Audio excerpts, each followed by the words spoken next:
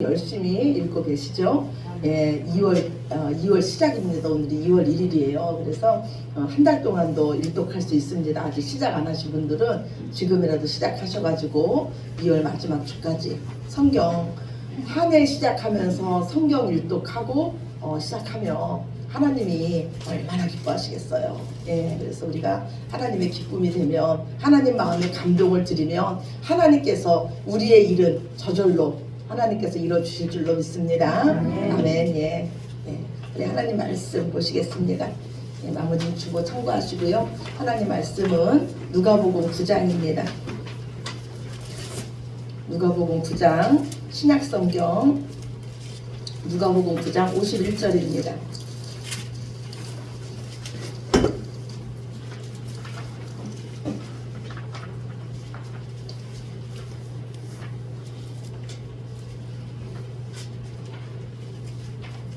누가복음 9장 51절에서 우리 마지막 절까지 말씀입니다. 제 성경책으로 108쪽입니다. 신약성경 108쪽. 누가복음 9장 51절부터 우리 62절 마지막 절까지 말씀 우리 찾으셨으면 한 절씩 교독하시겠습니다. 예수께서 승천하실 기약이 차감해 예루살렘을 향하여 올라가기로 굳게 결심하시고 사자들을 앞서 보내심에 그들이 가서 예수를 위하여 준비하려고 사마리아에 있는 마을에 들어갔더니 예수께서 예루살렘을 향하여 가시기 때문에 그들이 받아들이지 아니하는지라. 제자 야고보와 요한이 이를 보고 이르되 주여 우리가 그를 물러나여 하늘로부터 내려 저들을 배하라 하기를 원하시나이까. 예수께서 돌아보시며 꾸짖으시고 가되 다른 마을로 가시니라.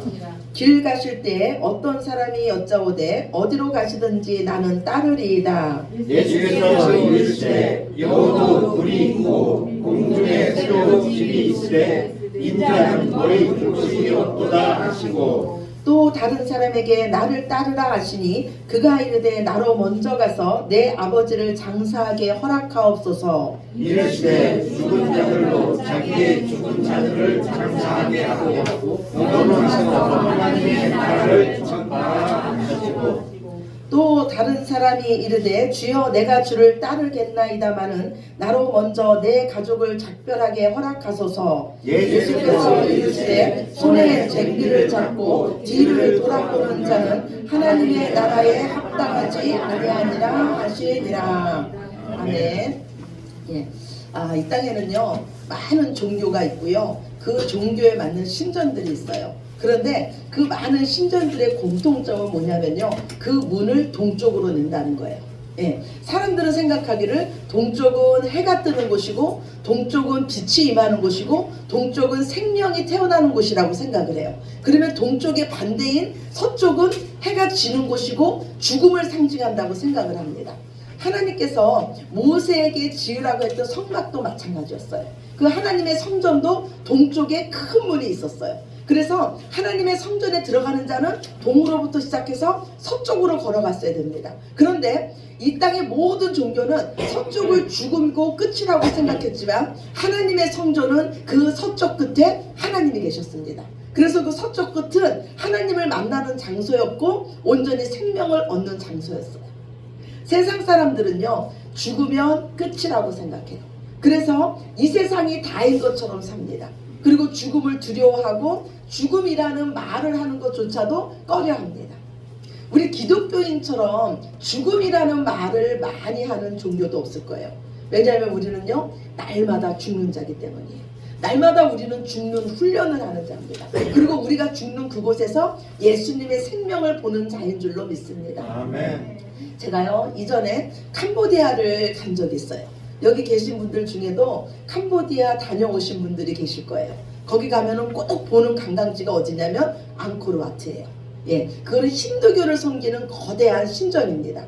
그걸 보면서 그 시대, 기계도 없는 시대에 어떻게 사람만 동원해서 사람의 힘으로 이처럼 웅장하고 그런 신전을 지을 수 있을까? 이런 생각을 해봤어요. 그런데 그 신전은요 죽은 신전이에요. 그 신전에는 어떤 신도 없습니다. 지금 그 신전은 자연에 의해서 무너지고 있었고요. 여전히 사람의 손이 필요한, 보수가 필요한 것이 바로 그 신전이에요. 이 땅에요, 살아계신 신은 오직 우리가 믿는 하나님 한 분인 줄로 믿으시기 바랍니다. 모세가요, 하나님께 여쭤봐요. 하나님, 당신의 이름은 무엇입니까? 그러자 하나님이 이렇게 대답하세요. 나는 스스로 있는 자다. 나는 스스로 있는 자라는 거는요, 나는 이름이 없다는 거예요. 이건 맞는 말씀이에요. 이름은요, 그 사람을 존재케 한 자가 지어주는 것이 이름이에요. 우리를 존재케 한 우리 부모님이 우리 이름을 지어줬어요. 그런데 하나님은 스스로 계신 분이시기 때문에 하나님은 이름이 없습니다. 그래서 온 우주를 통틀어서 스스로 계신 분, 오직 살아계신 분은 우리 하나님 한 분이신 줄로 믿습니다. 누가복음은요, 총 3막으로 구성이 되어 있어요. 첫째 막은 누가복음 9장 50절로 끝을 냅니다. 첫째 막의 배경은요, 갈릴리 바다를 배경으로 했어요. 그리고 첫째 막에서는 예수님은 하나님 나라를 보여주셨어요. 예수님은 병든 자를 고치시고 배고픈 자를 먹이시고 죽은 자를 살리심으로써 하나님 나라가 얼마나 풍성하고 얼마나 온전한지를 우리에게 보여주셨어요. 첫째 막은 주로 예수님이 행동으로 하나님 나라를 보여주셨어요. 그리고 이제 누가복음 9장 51절부터는 둘째 막이 열립니다. 둘째 막의 배경은요, 예루살렘이에요. 이 둘째 막은 주로 예수님의 말씀, 예수님의 가르침에 대한 내용입니다. 예수님은 하나님 나라를 세우시고 그 나라를 세워갈 하나님 나라의 제자들을 부르셨어요. 그리고 이제 이 둘째 막에서 그 제자들을 가르치십니다. 제자는 어떻게 살아야 되는지, 어떻게 예수님을 따라야 되는지를 예수님이 친히 가르치세요. 그래서 둘째 막의 주제는 뭐냐면 예수님의 말씀이에요. 오늘 이 둘째 막이 어떻게 시작되냐면 예수님이 승천하실 기약의 참에 예루살렘으로 행하십니다. 예수님이 승천하실 때가 되었다는 것은요, 예수님께서 계셨던 원래 자리로 돌아가실 때가 되었다는 거예요. 이거는 예수님께서 이 땅에 오셔서 그 예수님이 하실 일을 완성하셨다는 거예요. 이거는 바로 우리 죄 문제가 해결됐다는 거고 우리의 구원이 완성됐다는 겁니다. 우리와 하나님의 관계가 회복되고 우리에게 하나님 나라가 완전히 이루어졌다는 거예요. 예수님은 이제 죽으시러 예루살렘으로 향하시면서 제자들을 세우시고 제자들을 가르치십니다. 우리는 생각할 수 있어요. 천지를 만물로 지으신 하나님께서, 죽은 자도 살리신 하나님께서, 모든 것을 다 하실 수 있는 하나님께서 왜 꼭 죽으셔야 하나? 하나님은요, 하나님 대신 그분이 죽으심으로써 우리에게 하실 말씀이 있으십니다. 사람은요, 일평생 사망에 매여서요, 죽음의 종로로 타며 죽음을 두려워하며 삽니다. 이런 우리에게 하나님은 참 소망을 주시기를 원하세요. 우리는 죽으면 끝이라고 생각을 해요. 그런데 하나님은 끝이라고 생각하는 그 죽음조차도 이기신 분이신 줄로 믿으시기 바랍니다. 하나님은 우리에게요, 참 소망이 되셨어요. 예수님은 이제 예루살렘을 올라가시면서 제자들을 세우세요. 영원한 하나님 나라의 그 참 소망을 가지고 살 제자들, 그리고 그 참 소망을 전할 그 제자들을 세우십니다. 저는 오늘 이 성경에 나오는 이 제자들의 모습을 보면서 참 우리의 모습과 닮았다. 지금 예수님을 따라간다고 하는 우리의 모습과 닮았구나, 이런 생각을 해봤어요. 이 제자들이요, 누가 더 크냐로 싸웁니다. 그리고 마음에 들지 않는 자가 있으며 하늘에서 불이 내려갖고 저 사람을 심판해달라고 기도하고 싶어합니다. 여전히 주님을 따른다고 하지만 여전히 자신의 일이 먼저인 모습입니다. 예수님은요, 오늘 말씀을 통해서 내가 원하는 제자는 어떤 제자인지 거기에 대해서 말씀을 하세요. 예수님이 길 가실 때 어떤 사람이 예수님을 따른다고 옵니다. 마태복음 8장에 보면요, 오늘 말씀과 똑같은 말씀이 나와요. 그런데 마태복음에서는 오늘 예수님을 따른다고 자원해서 나온 이 사람이 바로 서기관이라고 말씀하고 있습니다. 서기관은요, 당시의 사두개인으로서 종교 지도자였어요. 당시에 최고의 권력을 가진 자였습니다. 그런데 이들은요, 모세 오경만 성경으로 인정했어요. 이들은 천국도 인정하지 않았고 천사도 인정하지 않았고 내세도 인정하지 않았어요. 그래서 이들이 하나님을 믿는 이유는 철저히 이 땅에서 잘 살기 위해서 하나님을 믿었어요. 그런데 이런 서기관이 지금 예수님을 따른다고 나온 겁니다. 서기관은요 율법을 지키는 것처럼 내가 예수님을 따르겠다고 호언장담합니다. 예수님은 지금 이 땅에서 더 잘 살기 위해서 예수님을 따르겠다고 하는 이 서기관의 마음을 아시고 이렇게 대답하세요. 여우도 굴이 있고 공중에 새도 집이 있는데 인자는 머리 둘 것이 없도다. 예수님은 이 땅에 오셔서 집이 있으셨어요. 그런데 오늘 말씀에 보면 인자는 머리 둘 것이 없다고 하세요. 지난주에 사람들이 예수님을 보고 무엇이라고 말했냐면 헤롯이 죽인 세례 요한이 다시 살아났다고 생각하는 자들도 있었어요. 이 헤롯이요 세례 요한을 어떻게 죽였냐면 참수형 시켰어요. 목을 쳐서 죽였어요. 그런데 성경은 뭐라고 말씀하냐면 율법과 선지자는 세례 요한까지요 그 이후에는 복음으로 인하여 하나님 나라가 너희에게 임할 거라고 말씀해요. 즉 율법과 선지자를 대표하는 세례 요한이 참수형을 당하고 그 자리에 복음이신 예수님께서 머리로 우리에게 오신 거예요. 우리의 남편은 원래 누구셨습니까? 우리의 남편은 원래 율법이었어요. 율법이라는 남편은요 우리에게 법 하면서 우리를 죄인 취급했습니다. 그리고 우리를 정죄했어요. 우리를 사망으로 몰고 갔어요. 그런데 우리가 예수님과 함께 죽고 예수님과 함께 다시 살아남으로써 이제 예수님의 아내가 됐고 예수님께서 우리의 신랑이요 우리의 머리가 되셨습니다.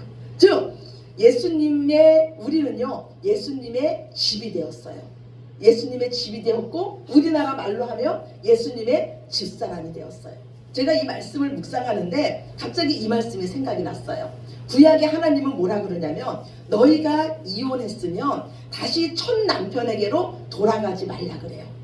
저는 이 말씀을 읽으면서 이렇게 생각했어요. 만약에 이혼했는데 다른 남편하고 가서 다른 남자를 만나서 사는 것보다 첫 남편을 만나서 다시 사는 게 좋은데 왜 하나님은 너희가 이혼했으면 첫 남편에게는 돌아가지 말라 그랬을까? 근데 오늘 말씀을 묵상하면서 무슨 생각이 들었냐면 이제 우리의 남편은 예수님인데 우리가 첫 남편인 율법으로 돌아가면 되겠습니까? 안 된다는 거예요. 예수님만이 우리의 신랑이요 남편이라는 거예요. 지금 서기관에게 예수님은 말씀하시기를 내가 너의 신랑 내가 너의 머리 되기 전에는 너는 온전히 나를 따를 수 없다고 지금 예수님 말씀하시는 거예요. 그리고 또 하나님은 뭐라 그러냐면요 그러므로 이제는 둘이 아니요 한 몸이니 하나님께서 짝지어 주신 것을 사람이 나누지 못할 것이라고 말씀해요. 이것은요 예수님과 우리의 관계를 말씀하시는 거예요.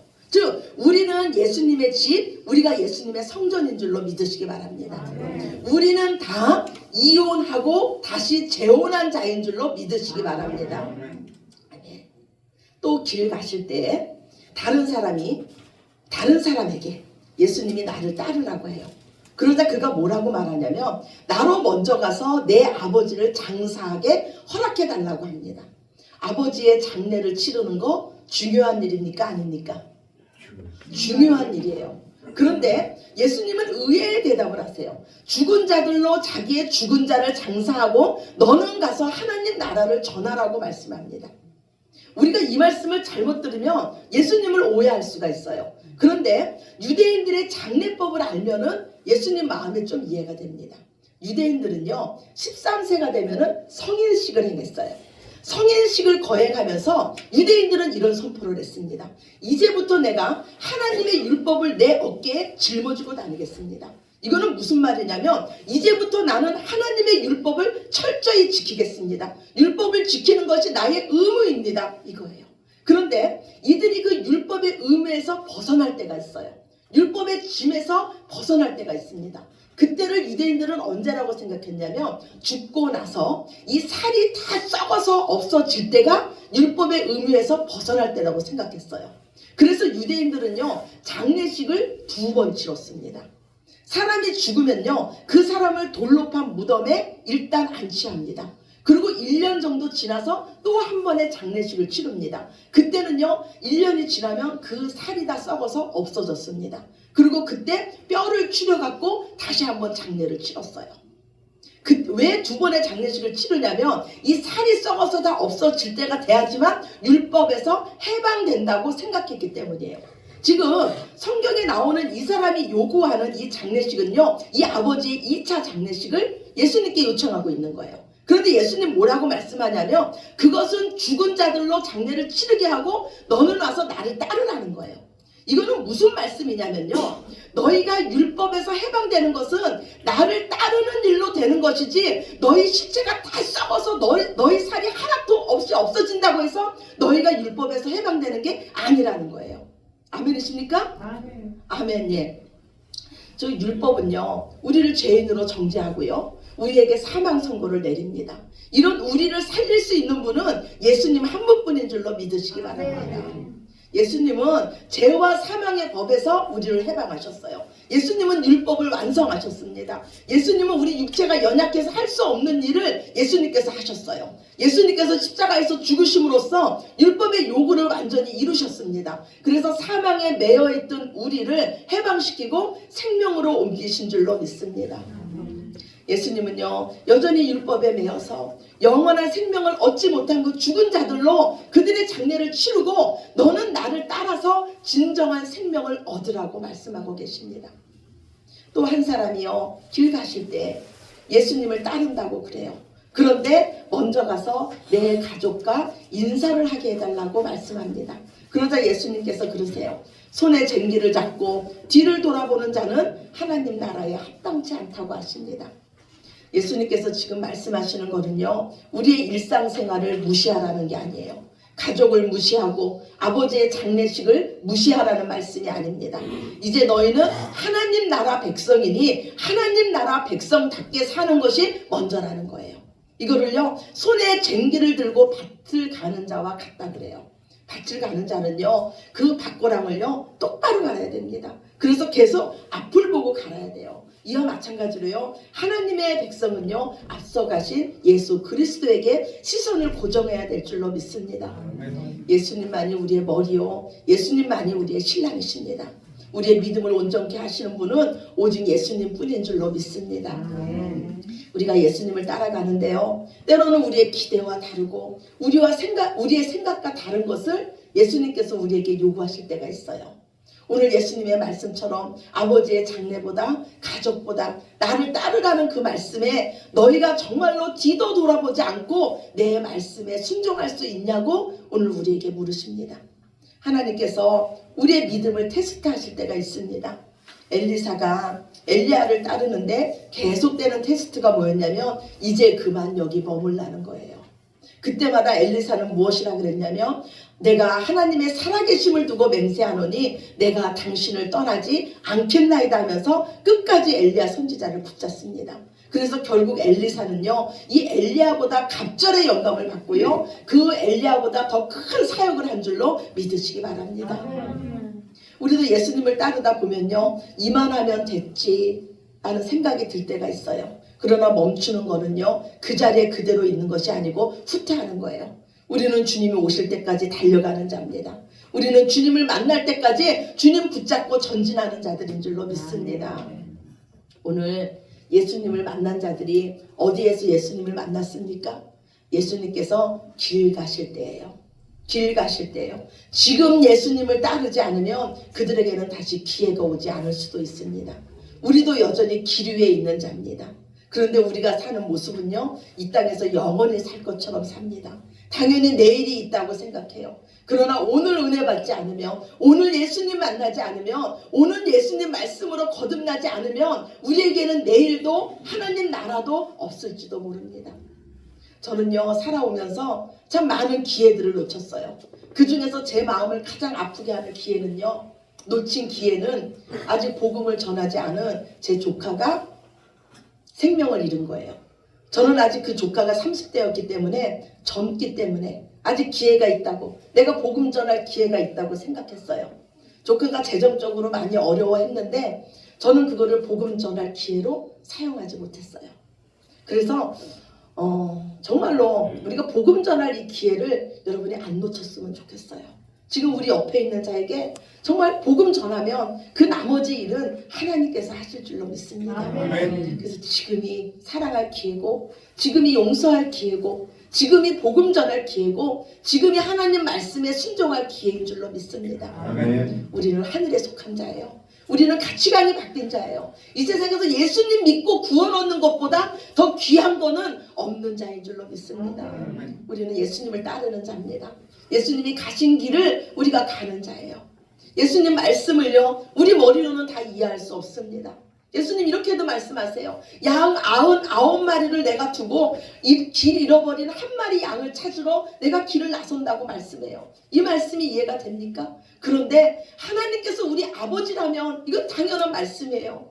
하나님께서 우리 아버지고 만약에 내가 길 잃은 한 마리 양이라면 얼마나 감사한 일입니까? 저에게는요, 아들이 넷이나 있어요. 그런데 제가 만약에 그 중에 한 아들을 잃었다면 아직 아들이 3명이나 있으니까 괜찮지 하겠어요? 아니잖아요. 생사를 포기하고라도 밤을 새서라도 그 아들을 찾기 위해서 내가 몸부림치지 않겠습니까? 이게 진짜 부모의 마음일 거예요.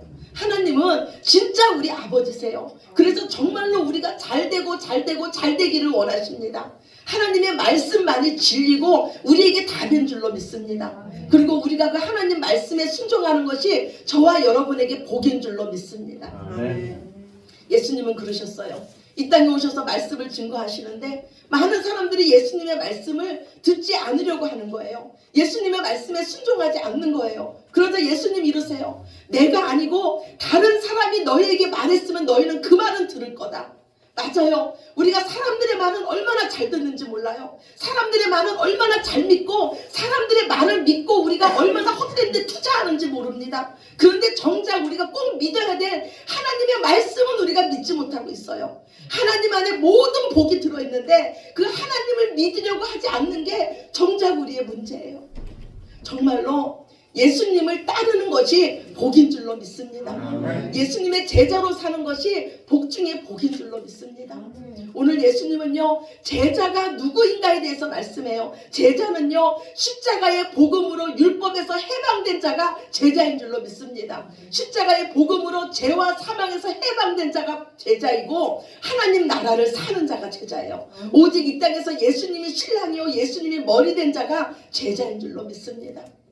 그 제자된 삶, 예수님을 따름으로써 제자된 삶을 사시고 지금 오늘 우리에게 주신 기회를 놓치지 마시고 하나님이 주시는 영원한 복을 누리시는 저와 여러분이 되시기를 우리에게 제자의 길을 걷게 하신 예수님의 이름으로 축원합니다.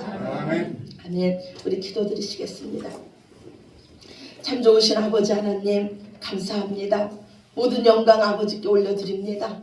우리를 이처럼 사랑해 주셔서 하나님 자녀 삼아 주시며 이제 우리에게 하늘 나라의 그 복을 누리게 하시고 하나님 나라를 우리에게 가르쳐 주셔서 그 길을 걷게 하셨으니 감사합니다.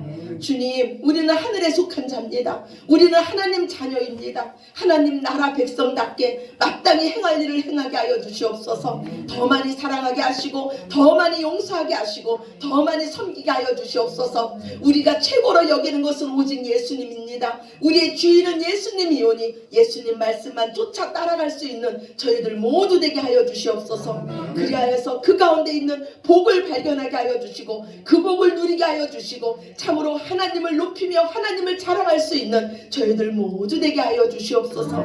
모든 영광을 아버지께 올려드리며 사랑이 많으신 예수 그리스도의 이름으로 간절히 기도드렸습니다. 아멘. 우리 다 같이